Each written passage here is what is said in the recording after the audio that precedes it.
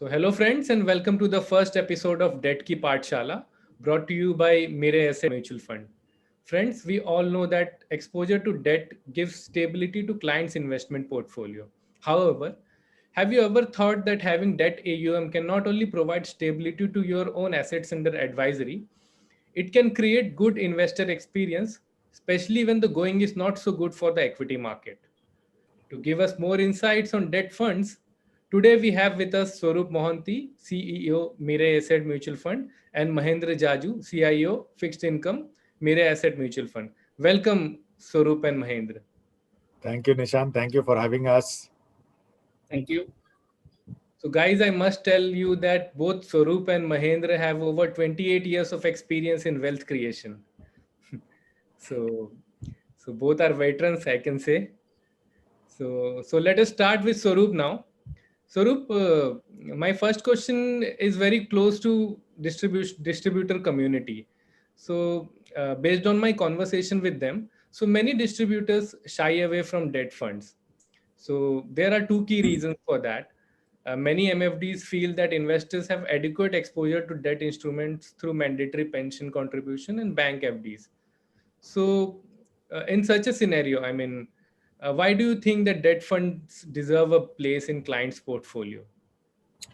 Nishant, at the outset, I agree that that was the situation till now. But you will also agree, and we have Mr. Jaju on the show also, that that will not be the thing in the future. We have already seen in the last few years the dismantling of the fixed income or the fixed return sort of regime across various vehicles that were available. So when we look at investing going forward, things will look very different. Like, there is no denying the fact that the larger pie of any investor still lies on the debt side of the portfolio, right? And so there were avenues available. Hence, this logic of not selling debt was true till now. But if one wants to practice it going forward, and then you were to reflect on that same investment horizon of the past, where certain fixed income, fixed return instruments are available, I can say that with data that the industry from a fixed income perspective or debt fund category perspective have given adequate returns according to the risk of the various categories, right? Data does suggest that if the investor would have stayed invested of the various categories as per the risk profile and as per the investment horizon of those categories, the investment return or the investment experience would have been pretty suitable to their goals and desired expectations. So though there were fixed returns available in the past, hence that crossover was not as much as what it should have been, especially on the investor or the individual investor perspective. But right now, when you look at investing going forward, and when you look at the need for financial planning arising, and hence the need for asset allocation, and the decline of fixed return regime from various instruments that were available, it makes a very good case for all mutual fund distributors to practice allocation to debt in a far stronger manner than they've done in the past. So, Swarup, in some way, you are saying that having exposure to debt fund can reduce the gap between investor return and fund return? Yeah, see, you only said that this is a more predictable way of investing, and Mr. Jaju will second me when I say this, that if you compare debt to equity, this is a far less volatile asset class, and hence the journey of an investor can be more predicted. And you reflect that on building an AUM, you can have a far more predictable side of an AUM building in your overall corpus is a reality. Yes. So, Mahendra, my next question is for you. So, another key reason behind not selling, debt products is many MFDs find it difficult to understand debt products. So how can the industry make the debt fund narrative more simpler for investors and distributors? See, the investing in debt funds is rather straightforward and simple, but sometimes due to lack of awareness and most of the time because of lack of interest or enough due diligence, people find it is a little too complicated, which is not necessarily the correct situation.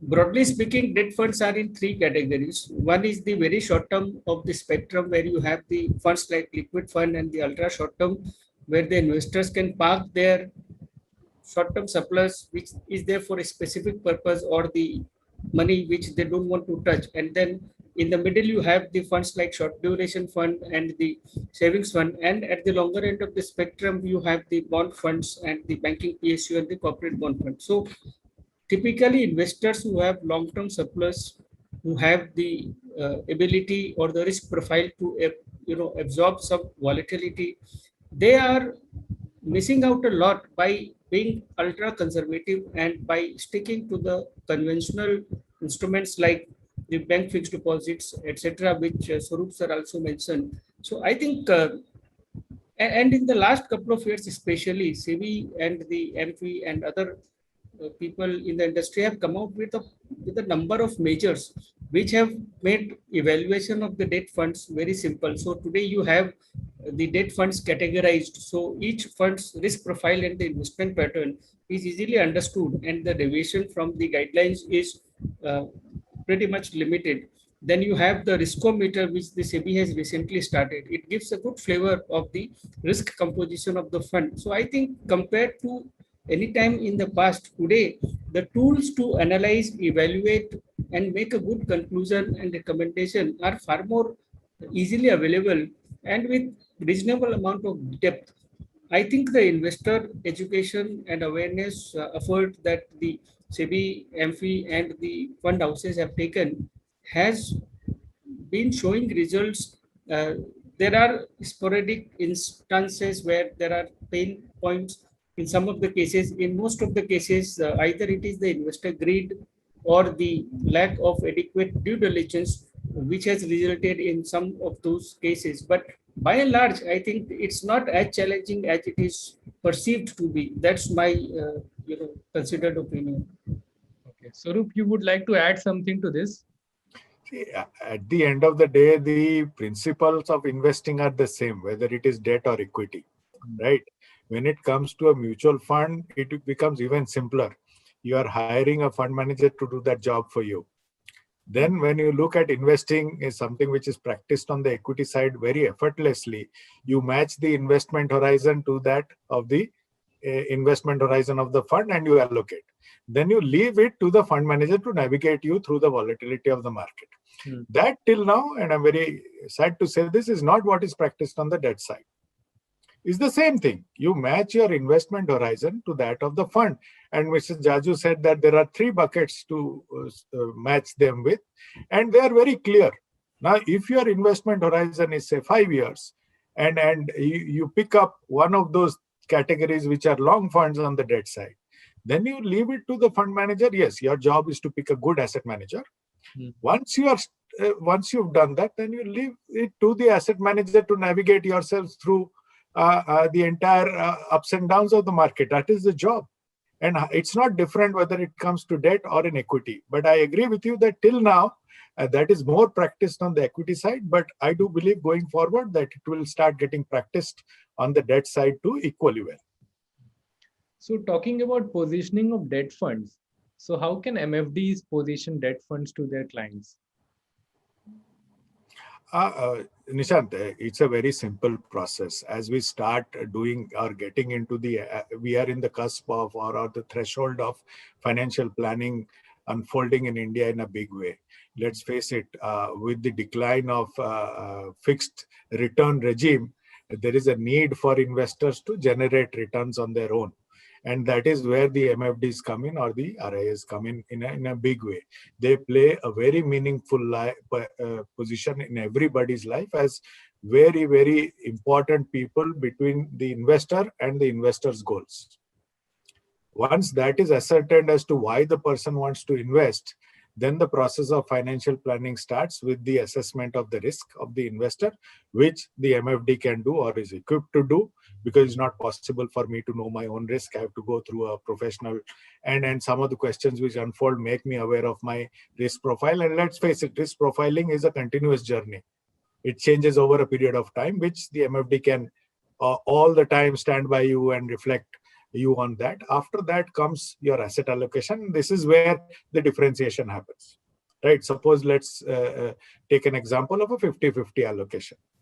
Now, once that 50-50 allocation is there and you know the duration of the money, like you match the duration of the money and the risk profile on the equity side, you should do the same thing on the debt side. A long money should be a certain or apportioned to the long funds, and the shorter money should be apportioned to the shorter funds. Yes, the role of the MFD is very critical because selecting which fund to invest in is very important.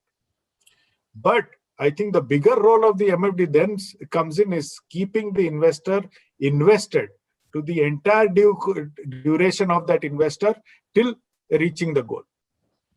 And on the day of reaching the goal is the day to realize your goal and celebrate reaching that day. It is also the job of the MFD to get the money out and give it back to the investor for the investor to have this complete investment experience.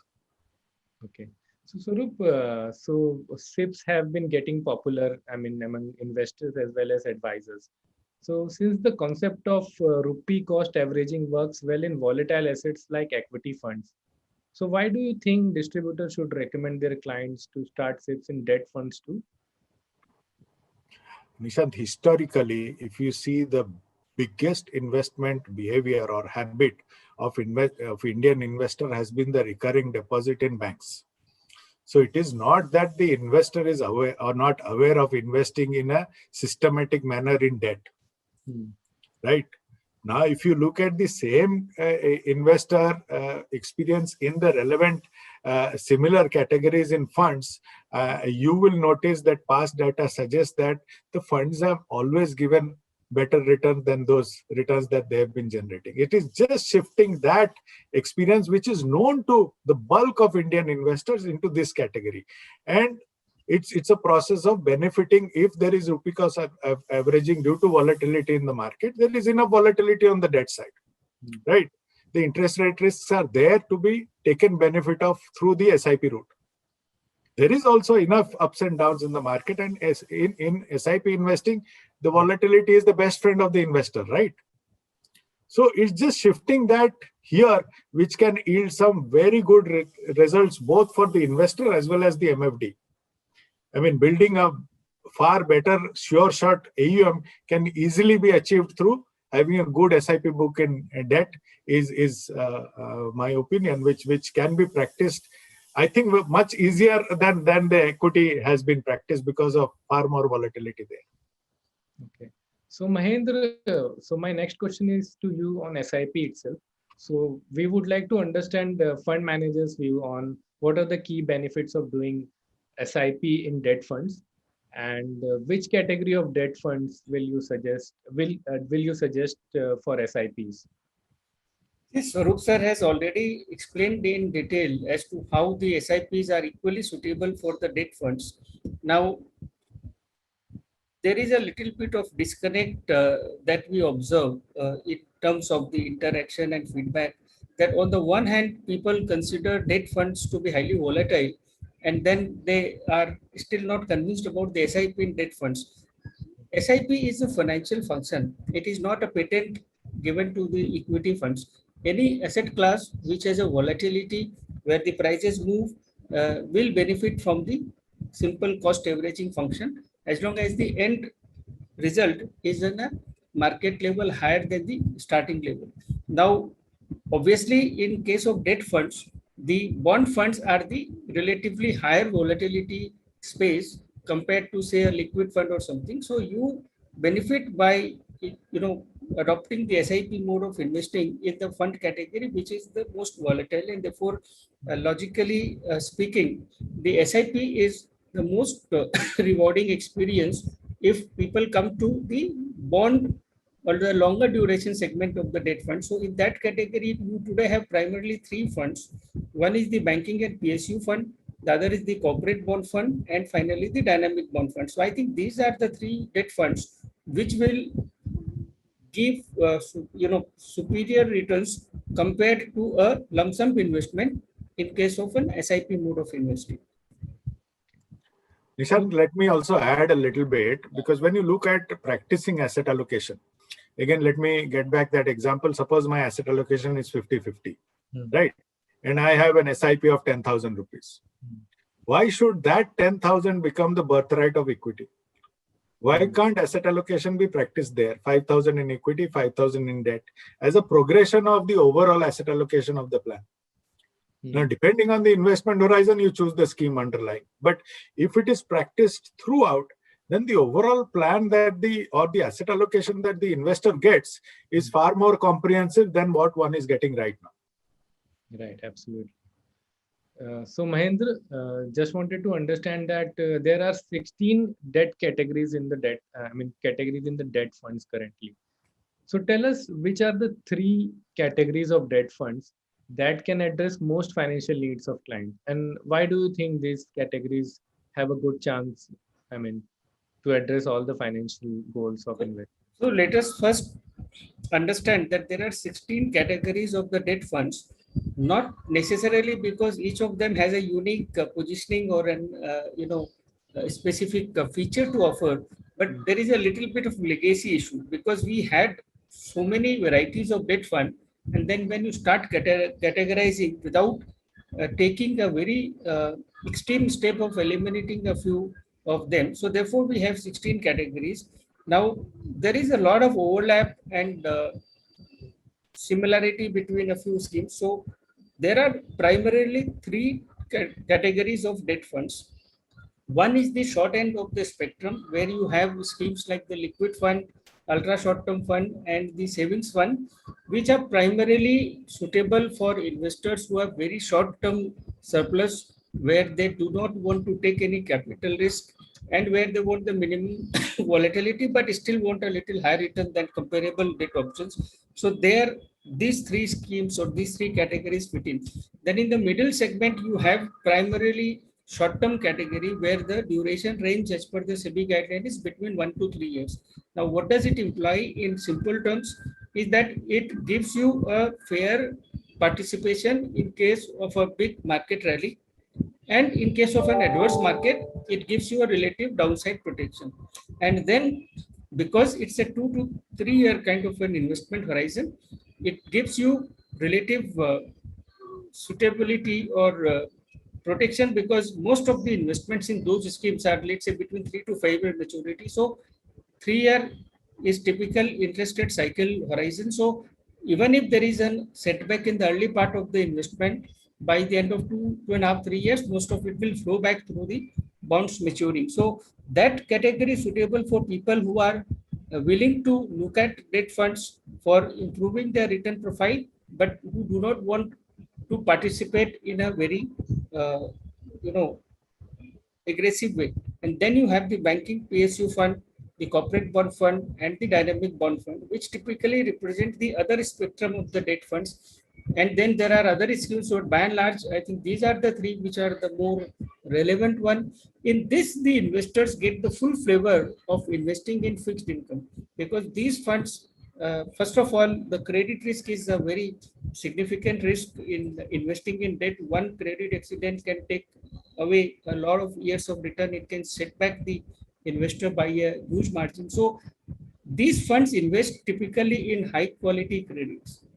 In the banking PSU fund, for example, minimum of 80% has to be invested in banks and PSUs, which are typically either government owned or tightly regulated by the Reserve Bank. So the credit quality is by definition slightly better. And then they have no restriction in terms of what duration can the fund manager invest. So fund managers can also exhibit the full duration management skill. So therefore, they can benefit from the volatility. And typically, these schemes are recommended for longer investment horizon. So over a 3-year period, if the interest rate cycle is completed, then typically the investor comes to a point where the interest rates are at the low end of the rate cycle, and therefore he benefits. So I think, just to summarize, 3 primary categories for the short term, medium term with investors who are a little hesitant, and finally the longer end of the spectrum with banking PSU, corporate bond, and dynamic bond fund being the primary representatives of that segment, where the investors in good markets can expect a double-digit return, because the benchmarks are all very publicly available information with a long history and track record. The second advantage of the ETFs is the relative liquidity, because it can be traded on the exchange, and there are going to be market makers once the so the investor can operate from a single platform. That is an advantage common to the ETFs. And then ETFs can be targeted. For example, you can have a 10-year benchmark government bond ETF, or you can have a ETF which is investing only in AAA PSU bonds. We have the Central PSE ETF, which is one of the very successful product, and which is perhaps the sign of things to come. So I think the ETF clearly, distinctly takes away the complication of investing in debt funds in terms of the investors having to choose the portfolios where there can be a large range of credits and the duration. In ETF, investor knows exactly what he's getting. So for investors who are very smart themselves, or who have the ability to analyze, a regular debt fund will be more suitable. For investors who want to come into the debt space but still are not very sure about which fund to choose, for them the ETF is the perfect point to start. So Sarup, would you like to add something to this?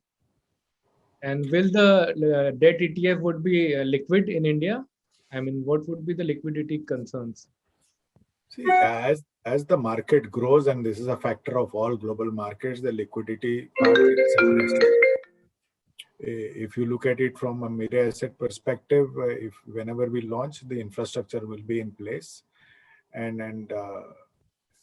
but this is a market factor, and it gets addressed once the industry falls into place, and that's just a matter of time.